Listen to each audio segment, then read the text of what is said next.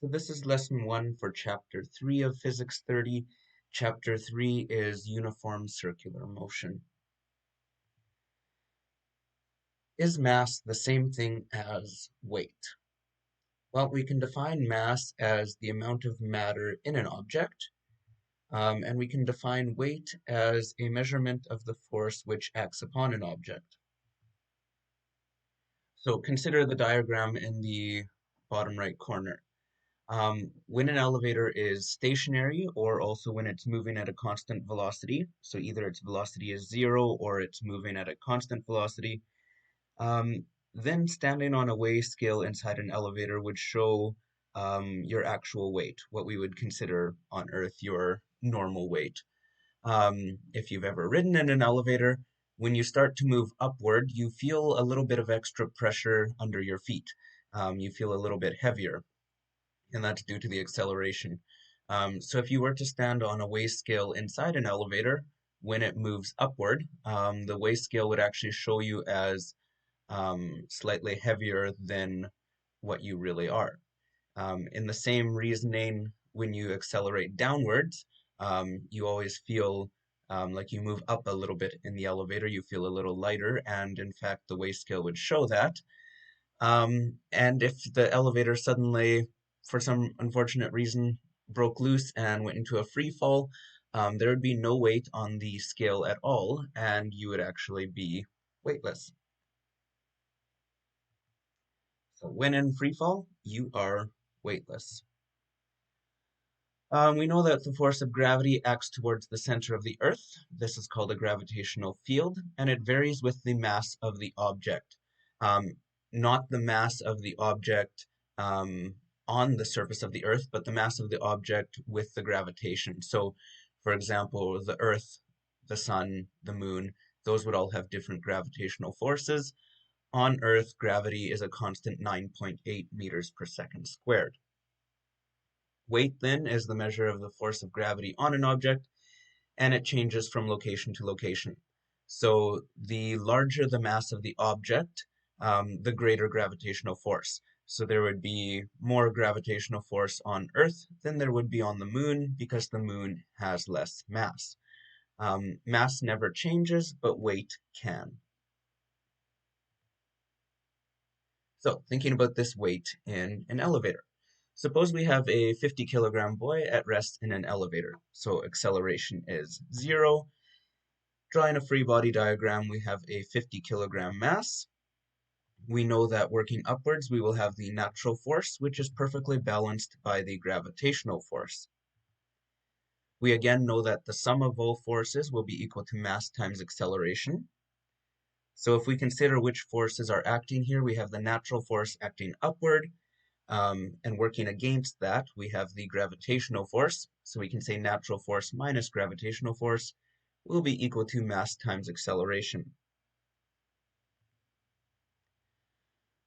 Gravitational force also is mass times acceleration. So the mass being 50, the gravitational force 9.8.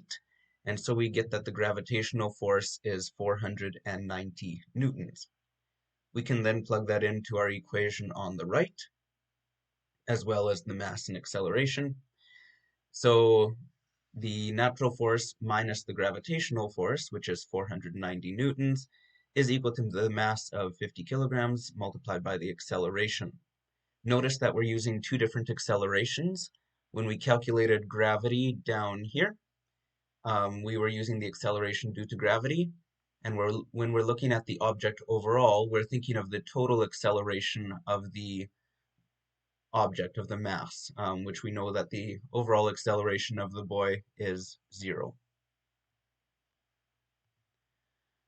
So simply moving that over to the other side, we get that the natural force is also 490 newtons.